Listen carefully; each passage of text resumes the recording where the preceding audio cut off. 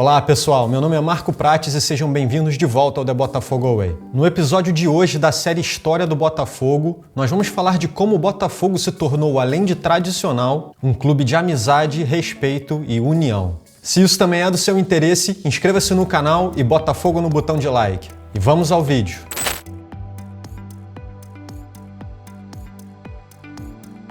Na década de 40, o bairro de Botafogo abrigava dois dos maiores clubes da cidade do Rio de Janeiro, o Clube de Regatas Botafogo e o Botafogo Futebol Club. Naquela época, a grande maioria dos atletas também trabalhava em empregos comuns como principal fonte de renda, como por exemplo o próprio Zagallo, que no começo da carreira também trabalhava na Caixa Econômica Federal. No dia 11 de junho de 1942, o Clube de Regatas Botafogo e o Botafogo Futebol Club jogavam um contra o outro numa partida do Campeonato Carioca de Basquete. Nesse mesmo dia, o jogador Armando Albano, que era um dos principais jogadores do Botafogo Futebol Club e também da seleção brasileira, acabaria por sair tarde de seu trabalho, que ficava numa agência das casas bancárias Moneró. De lá ele foi correndo até sua casa com a intenção de buscar o seu filho para também assistir à partida, mas o mesmo estava febril e portanto não pôde ir junto. Então Albano saiu correndo mais uma vez, agora em direção ao local da partida, e acabou chegando atrasado ao estádio do Mourisco Mar, quando a partida já estava em andamento. Albano trocou de roupa rapidamente e ainda chegaria a tempo de entrar ao fim do primeiro tempo. Durante o intervalo, enquanto batia bola com seus amigos e aquecia para entrar no segundo tempo, Albano foi se abaixar para pegar uma bola, quando de repente caiu inconsciente no chão da quadra. Ele tinha acabado de sofrer um ataque fulminante do coração. Imediatamente, as pessoas próximas ao local o retiraram da quadra e o levaram ao vestiário, numa tentativa desesperada de o reanimar. Porém, alguns minutos mais tarde, a notícia de sua morte viria e deixaria todos os presentes naquele dia incrédulos e muito comovidos. A partida então foi interrompida quando faltavam cerca de 10 minutos para o final, enquanto o placar do jogo ainda marcava 23 para o Botafogo Futebol Club e 21 para o Clube de Regatas Botafogo. O corpo de Albano foi então retirado do ginásio, e enquanto a ambulância que o carregava ainda passava na frente do Mourisco Mar, o presidente do Clube de Regatas Botafogo, Augusto Schmidt, numa forma de homenagear o atleta e seu clube do coração, disse: "Comunico nesta hora a Albano que sua última partida resultou numa nítida vitória, e o tempo que resta do jogo interrompido, os nossos jogadores não disputarão mais." Uma comoção enorme tomaria conta de todas as pessoas envolvidas naquele dia marcante. O então presidente do Botafogo Futebol Club, Eduardo Góes Trindade, respondeu emocionado: "Nas disputas entre nossos clubes, só pode haver um vencedor, o Botafogo."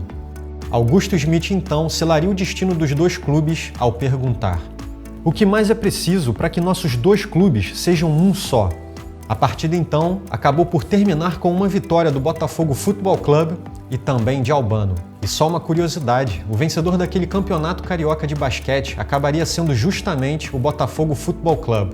Então Albano não só sairia vitorioso em sua última partida, ele se tornaria também campeão em sua última competição. 6 meses mais tarde, no dia 8 de dezembro de 1942, os dois clubes sacramentavam a fusão, que nesse ano de 2022 completa 80 anos. E juntos passariam a formar um único clube, o Botafogo de Futebol e Regatas. Há uma versão que explica o porquê de ter demorado todos esses 6 meses para que os dois clubes finalmente se fundissem. Muitos sócios do Fluminense disputavam competições de remo pelo Clube de Regatas Botafogo, já que no clube tricolor não tinha regatas. E esses sócios eram contra a fusão dos dois Botafogos e tentavam impedir que isso acontecesse, pois tinham medo que o Botafogo se tornasse muito maior que o Fluminense, já que teria o futebol e também a regatas.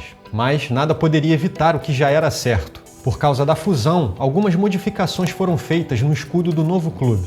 O escudo do Botafogo Futebol Club foi mantido, mas as iniciais foram removidas e substituídas pela estrela solitária do Clube de Regatas Botafogo. As cores preto e branco também foram mantidas, já que os dois clubes eram alvinegros. A bandeira ganhou um retângulo preto com uma estrela branca ao alto, e a equipe de futebol que usava os calções brancos passou a usar os tradicionais calções pretos. Outra curiosidade, a camisa que Albano usou naquela partida histórica é considerada até hoje o maior símbolo de união dos dois clubes. O primeiro título de expressão do recém-formado Botafogo, que agora passava por um período de reestruturação, viria apenas 6 anos mais tarde, em 1948, ao conquistar o Campeonato Carioca em cima do Expresso da Colina do Vasco da Gama por 3-1 na final. E nesse período, muitos personagens lendários do futebol nacional começavam a surgir no Glorioso, como por exemplo o presidente do novo clube, Carlitos Rocha, e seu fiel cãozinho, o famoso Biriba, que também era conhecido por ser seu amuleto da sorte. E surgia também Heleno de Freitas, um dos mais marcantes e controversos personagens da história do futebol a aparecer no Botafogo e no Brasil, e que viria a substituir o lendário e já em fim de carreira Carvalho Leite, o segundo maior artilheiro da história do Botafogo, com 273 gols. E nada menos que a enciclopédia Nilton Santos, um dos maiores ídolos da história do Botafogo e o jogador com mais jogos pelo clube até hoje, 723 jogos. E agora, unido por tradição, respeito e amizade, o Botafogo seguiria o seu caminho. E com as décadas seguintes, viriam alguns dos ciclos mais memoráveis e gloriosos de sua história. E aos poucos, o mundo seria apresentado ao escudo da estrela solitária, para nunca mais se esquecer do seu brilho.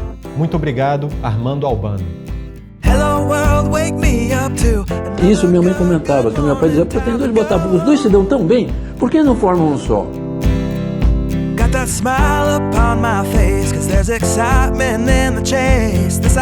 E essa partida realmente ela nunca foi terminada. O Botafogo de Regatas abdicou do direito de jogar a continuação dessa partida para que o Armando Albano tivesse como homenagem uma última vitória.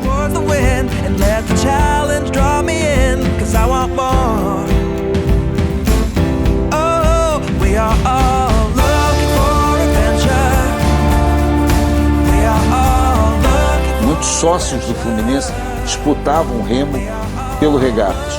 Uma versão para que essa fusão tenha demorado tanto é de que esses sócios tricolores tenham batido o pé para que não houvesse a fusão, pois isso poderia, de alguma forma, fazer com que o Botafogo ficasse maior do que o Fluminense.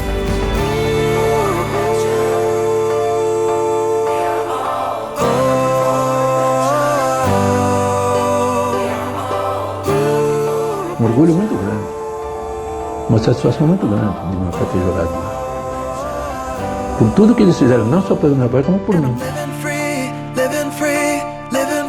I was meant to be living free, living free, living free, and I was meant to be. I'm living free, living free, living free, and I was meant to be free, meant to be free.